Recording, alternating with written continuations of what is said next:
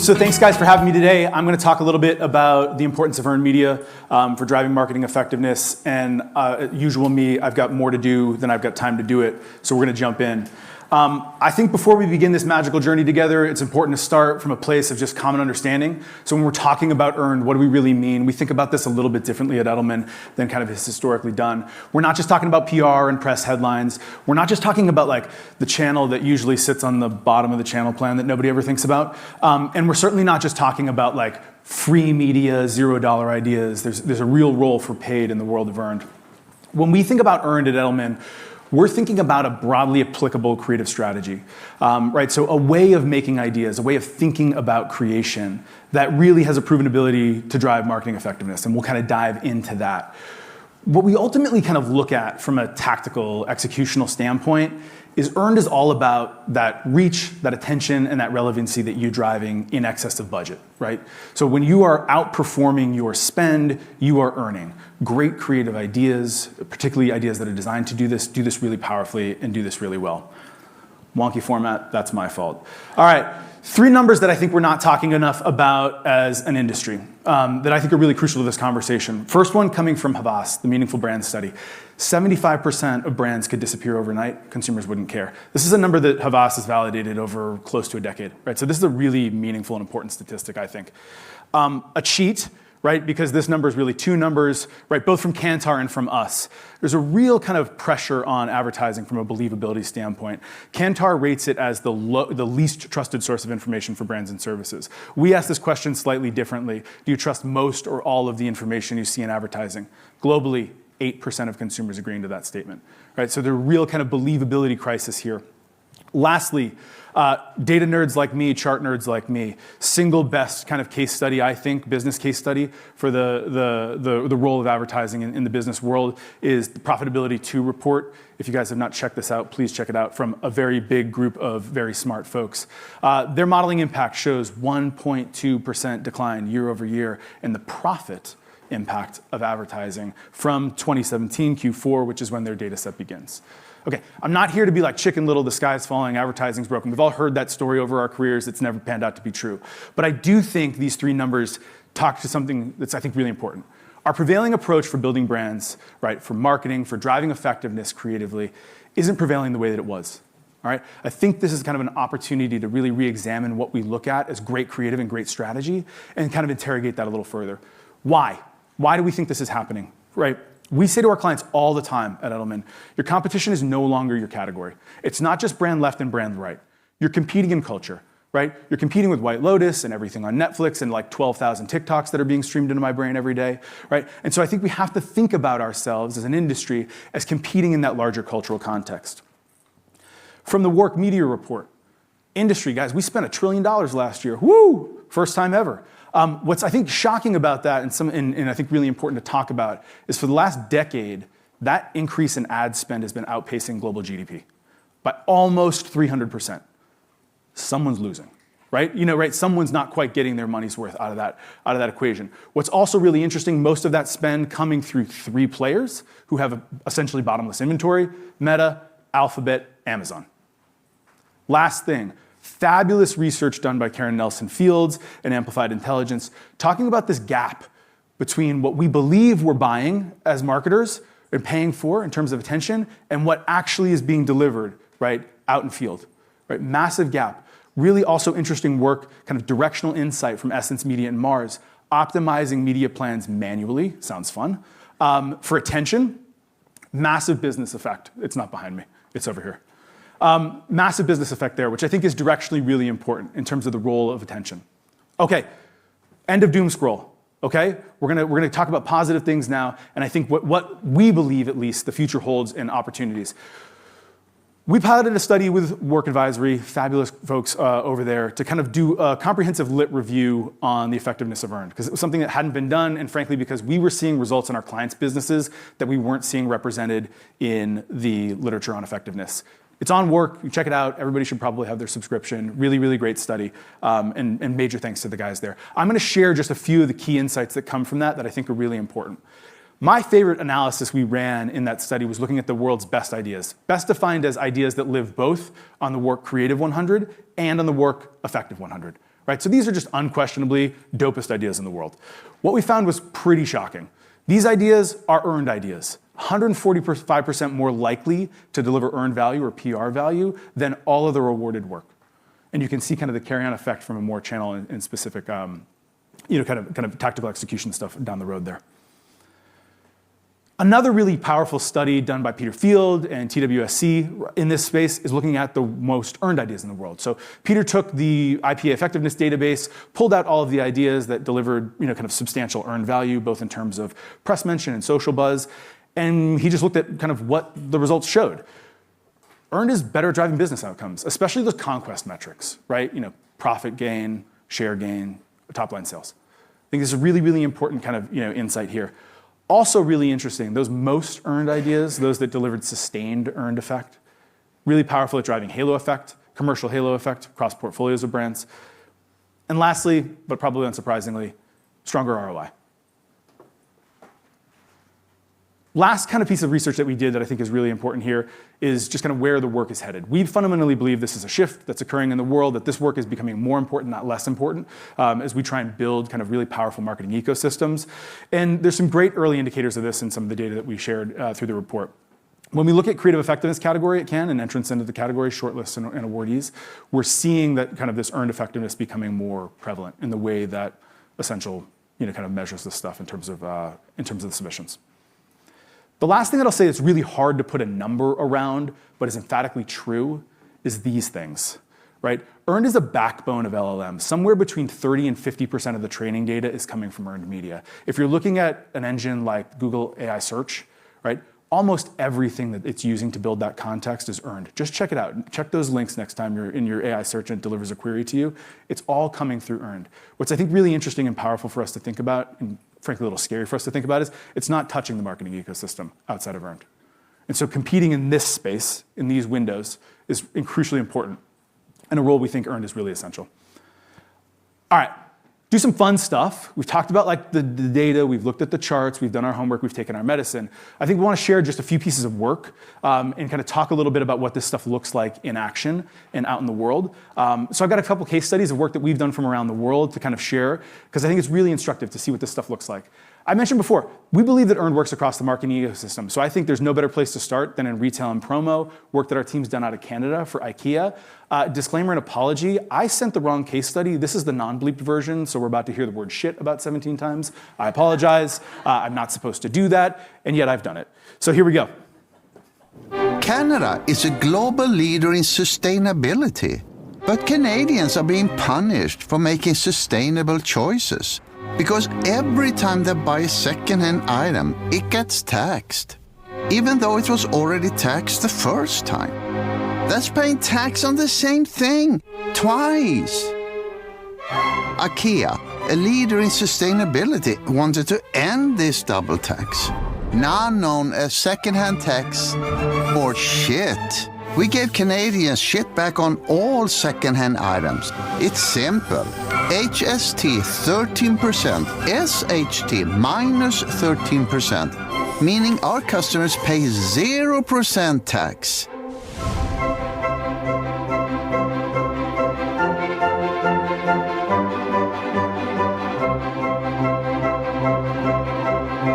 People went crazy. We do not want to pay double the tax. Talk to your people.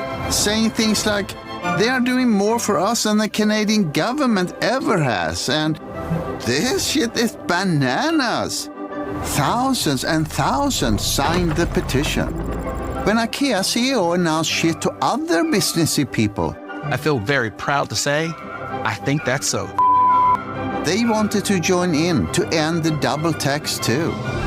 The whole country was talking shit. Canadians very happy with IKEA. IKEA Canada's got a really neat initiative. Calling out the Canadian government? Then shit got real. The Canadian government got the message. They agreed to meet with IKEA to talk about the change in policy to put an end to the double tax for good. Brilliant. Customers love this. Holy shit.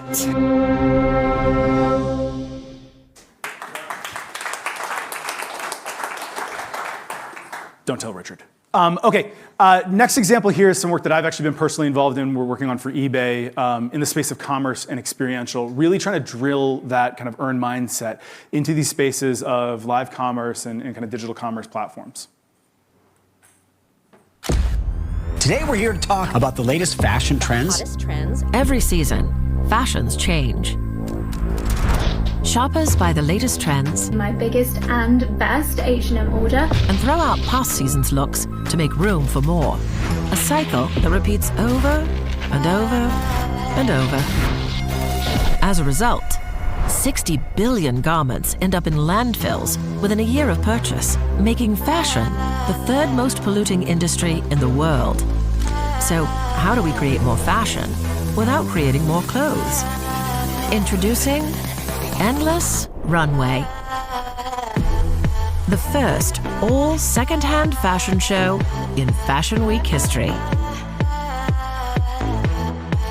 Powered by eBay, the world's largest resale marketplace, home to a near endless supply of pre-owned fashion. Endless Runway started in New York with a show curated by TikTok style icon Wisdom K, featuring archival looks from Ralph Lauren, Carolina Herrera, and more. Endless Runway continued in London with pre-loved pieces from Vivienne Westwood, J.W. Anderson, and Alexander McQueen. Then designer Willy Chavarria kept Endless Runway going in Paris, weaving his own archival pieces into his spring show. Every look on our Endless Runway was live-streamed and instantly shoppable. And when our runway show wasn't going, we dropped pre-owned items on eBay from the designers showing that day, proving every runway can be an endless runway. The media attention was endless too. 75% of shoppers now see eBay as a top fashion destination. And pre-loved fashion sales grew 11% over the previous year. Endless Runway showed it's possible to create endless new looks without buying anything new. What's really cool about this case, thank you guys. What's really cool about this case is we're getting inbound requests from top designers across the globe and how they can participate in this, which again is another really cool aspect of this kind of work. Last case study that I just want to share, because I think it's really important to say, look, this is not just a consumer trend. This works in B2B work as well. So work that we've done for DP World, our shipping giant, right, one of the largest shipping companies in the world, based out of the UAE. This is really kind of bringing that earn to, right, building brand equity, corporate social responsibility, and that kind of B2B, kind of buyer and B2B mindset. This is my single favorite piece of work that our firm's ever done. Titanium winner last year at Cannes. Really great. Frozen food, a wonderful innovation that allows us to preserve, share, and reduce waste. For over 100 years, we've been shipping frozen food at the globally recognized temperature of -18 degrees. But for a warming planet, where every degree has a significant impact, we ask the game-changing question: does the freezing temperature have to be that cold? Logistics giant DP World partnered with independent academics. After months of research, we found the world-changing answer. Introducing the move to -15. A temperature change of 3 degrees wouldn't harm the food inside the containers, but for the world outside, transformative. Competitors had to become partners. If the whole shipping industry came together, we could reduce energy use by 7%, saving 17.7 million tons of carbon every year, the equivalent of taking 3.8 million cars off the road overnight. Launched at COP28, the move to -15 showed that fundamental global change is possible. We shared our research with the world, and an open letter urged companies to join us in the seemingly impossible. A more sustainable future takes innovation and can cost millions. This change requires no new machinery and costs nothing to implement. Within days, 60% of the global shipping industry signed up to be part of the move to -15. And as of today, 17 of the world's biggest food producers, refrigeration companies, hauliers and warehouses have joined us for the sake of our planet.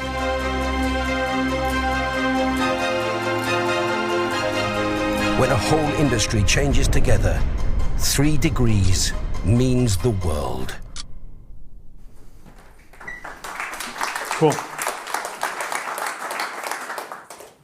There we go. All right, so I just want to kind of then close out and just look at a few things that I think you guys can take home to start doing this kind of work. Hopefully kind of built a compelling thesis for you all and you're kind of feeling excited about this. And so what does it look like to do this work in your day-to-day flow? I think first and kind of foremost, it's worth just noting that kind of market context and situation is really important here. We think everyone benefits from this kind of work, but there are certain kind of situations where we see kind of an incremental earned advantage. If you're a challenger brand or a new entrant into a category and you're competing against kind of brands that are better established, this is a really effective approach for kind of getting around that. If you're outspent or facing kind of budget cuts, which I know probably if your clients are like mine, probably happening, this is a really useful tactic for trying to hold the line on result. Probably the brief we get the most at Edelman is this third one. We have no news. We have nothing to talk about. We have nothing interesting to say, but my CEO wants us out there in culture, wants to see, right? She wants to see us out there. And I think this is a really, really powerful kind of strategy for delivering that. When you're facing heavy substitutions, especially from a diffuse category set, right? So private label, dupes, right? Where there isn't 1 or 2 competitors to go head to head with, but you're kind of dying that death of 1,000 paper cuts. Earned is really, really powerful in those contexts. With some great work from Lululemon on that. And then lastly, like in the DP World case study, if you have a really narrow group of consumers, really hard to reach, hard to target, this can be a very effective way of getting the story straight through to them because it's really leaned into the things that they read, focus on, and care about. It also requires doing a little bit of different strategic work. I'm not going to show our brief approach here, though we can talk about that. But to just give you guys something to kind of take home, we talk about kind of 4 C's of earned strategy and kind of offering a pivot to that good old-fashioned strategic device. Looking at really 4 things that are crucially important. Making sure that you're defining commercial opportunity. This is kind of what separates this work from kind of like the crummy noise PR work that just kind of like news jacks and kind of culture surfs really drives result. Making sure you know that consumer opportunity. What does your buyer want? What do they need? What do they need to believe to change their behavior? Where we spend most of the time, and I think what makes this work the most different, is thinking about cultural opportunity. This is that outside-in approach, and I think you probably saw that in the examples. What's happening out in the world that we can take advantage of, that we can pull in to our marketing and borrow from, swim with the stream of culture and participate in those things. That's crucially important. And then lastly, we think a lot about connections opportunities. This is not just the channel plan, right? This is not just starting from what do we buy, what do we own, what are we kind of running in 6 months, but really starting again, consumer back, thinking about what captures their attention, where they give interest, what they pay a lot of attention to, what they spend their time doing, and then finding ways to intersect them along that journey. That can look like paid media, but it also can look like things like sponsorship, partnership, right? Showing up in and around events and those kinds of things. The last thing that I think is really crucial to doing this kind of work is just shifting your mindset. And so 3, because I'm a strategist, you have to do a strategic shift in every presentation, it's in your contract. 3 strategic shifts that I think are crucially important. I think you got to prioritize attention over reach. Just because you're in front of them does not mean that you have them. And I think you got to think about how you compete, be interesting enough, be captivating enough to be worth paying attention to. Earn, right, is a word that we say to ourselves all the time. What will earn the right to their attention? I think it's also really important to think about collaboration over control, right? Kind of gone are the days, we believe, of just tightly controlled brand messaging pushed out to the world. Collaboration is happening to your brand whether you want it to or not. Consumers are talking about it, media are talking about it. Much of that information ecosystem is shaping what consumers believe to be true about you. We have some great case studies on how this has happened to detriment for clients, and you guys can probably see some of those out in the world. Participating in that actively in kind of an intentional way is really crucial. This can mean things like re-editing TV assets because of some great stuff happening on social related to your brand, right? So really kind of embrace this idea. And then lastly, and if you remember nothing from me, prioritize do over say. You saw in those case studies that there was a done thing, an action taken, right? That then is kind of the inception point for all of that communication activity, for all of the paid that goes behind it. This is a really, really powerful thing for addressing the believability issue that we talked about at the beginning of the presentation. Having action that's demonstrable and kind of provable and out in the world and incontrovertible for consumers and customers to see is absolutely crucial. It's also a lot more fun, right? It's really, really entertaining, it's really, really challenging, and it's really, really valuable work. That's it from me. I think I've got 5 minutes for questions. 13 seconds on the clock. I did it. Thank you so much, Tom. Yeah. First of all, great work. Thanks. I think one of the questions that I had that came up was, Sometimes we hear from agencies that their clients they're comfortable with paid, they're used to it, they kind of know what they're going to get from it, they've got their KPIs.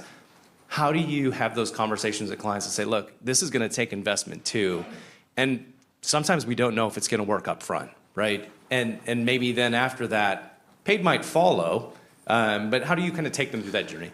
I think the first thing to kind of address on this is it's not an either or, right? I think that's really important because you can assure a high floor with a lot of this work by supporting it with paid. I also think it's really important to kind of recognize, and again, I'll shout out the Profitability 2 report. The paid work isn't as predictable in terms of its result as we might think. And so check out some of the kind of standard deviations that they report in terms of effectiveness in that report. It's pretty shocking, especially on some of the channels in digital like social work where the spread's pretty wide. The last thing I would say is you don't have to do all this, right? Do one. We oftentimes start with just one project with a client and kind of build and grow from there. Yes, you can build your whole brand around this the way that like we work on Dove, we have for 20 some odd years. That is a brand that is built around this kind of, this philosophy and this belief from the ground up. But not every one of our clients does this. We will do one-off executions, two-off executions, just to get a taste for it and kind of see how it works and see how it feels. And so I would kind of recommend in those instances, write one brief, right? One thing, one brief. Take the most boring, least effective part of your media budget and play and experiment with that, right? And kind of look for those places where you might be able to create that kind of effectiveness arbitrage, kind of to maximum effect, and just start there. Thanks for that. One more question that came from the audience is, how do you measure attention? This is a really, really hard thing to kind of nail down, and there are many people that are much smarter than I am who struggle with this. I think what we ultimately look for is kind of the carry-through metrics of kind of earned. So are people talking about, engaging with, buzzing about this on social? Is it being covered kind of in media as crucially important indicators of whether or not people are paying attention and really interested in the content? It's really, really, like anyone that tells you that they have the smoking gun to be able to do that, I don't believe is really kind of being super authentic and honest with that. It's a real kind of issue and challenge that we have from an attentional standpoint of how do we measure this. We believe when we get that cultural carry-through, we've achieved that, and that's a really, really good indicator that you have captured people's attention in a meaningful way. We also just assume as a firm, they're not, right? Like we just kind of operate from a place of like, they're more interested in Taylor Swift than us, and they're not paying attention. And so we operate kind of a little bit from that place of kind of negativity, and then try and kind of build on top of that and kind of exceed that kind of assumed inattention. A few more questions here around ROI and what leading and lagging metrics are you often looking at to see if the effort to drive earn is working? Oh man, you guys are killing me. All right, so from an ROI standpoint, this is a really hard one to answer for us because not all of our work is consumer sales work that we do as a firm. So we do a lot of work in public affairs, government affairs. I might be after 12 senators, right? And so ROI looks very different for us and probably isn't kind of broadly kind of applicable to the entire industry. What we're ultimately after, though, from an ROI standpoint, is starting from that commercial opportunity and having a really good, clear articulation of what this assignment is out to do, and then building ROI from there. Right, and thinking about effectiveness from that kind of space and place. We're oftentimes, just because of the nature of a lot of the work that we do, not using a standard set measurement across all of our clients because DP World dealing with the UN is very different than Dove selling body wash, right? What was the second question? The other one was ROI. I mean, leading and lagging metrics. And then ROI, yeah. Again, from a leading standpoint, what we're oftentimes looking for, again, is those kind of cultural signals coming back from the world. I know it sounds like a broken record, but those are really, really valuable for us. If people are picking up and engaging with an idea, that is a very, very powerful thing, and it's something that I think says that we are onto something. We will tend to kind of overinvest and put money into things where we see that kind of authentic engagement. We also have an advantage of using reporting cores as kind of leading. They sit very close to audiences and readers. They know what works in their publications. Influencers are very similar. We think about those kind of influential groups. Kind of not just in terms of the traditional sense. They are great leading indicators. If an editor's like, my readers are going to love this, usually they're right. And they have a very good sense of that. And so we have an advantage of being able to kind of go to those reporting cores, go to influencer cores, and kind of have those conversations as a leading metric. Lagging metrics, I think a lot of the brand metrics just move slower than clients would like them to. It can take years. And I think that's especially in this kind of very noisy, very chaotic information ecosystem, media system that we live in today, where getting the signal through the noise is just really, really hard. Well, thank you so much. And great work on the questions coming in. There's many more, but we don't have time for them right now. But thanks so much. Thank you, guys. Appreciate it.